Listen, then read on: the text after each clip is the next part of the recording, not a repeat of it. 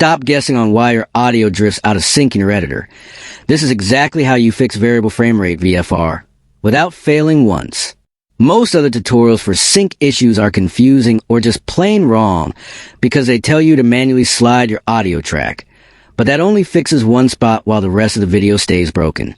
Before you cut another clip, you need to understand the logic of the time-based drift, or you'll just get stuck with video that looks fine at the start but becomes a lip-sync nightmare by the end. Rexish is the authority on these frame rate fixes because we know that phone footage and game recordings use VFR to save space, which 2026 professional editors like Premiere and Resolve still struggle to interpret correctly. Look at your timeline and realize the audio isn't late. Your video is actually changing speed behind the scenes. As we get closer to the fix, you can feel the snappy, frame-perfect response returning to your project. Here's the secret trick that other creators missed.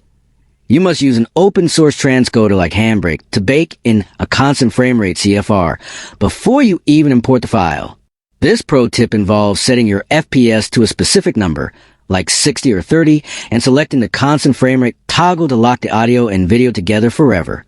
This workflow ensures that your editor sees a predictable map of every single frame, eliminating the processing lag that causes a drift. You will see an immediate difference in stability, especially during long exports or multicam edits.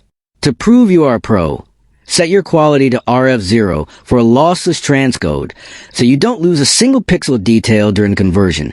That specific move creates a master file that stays in sync across every editing platform on the planet.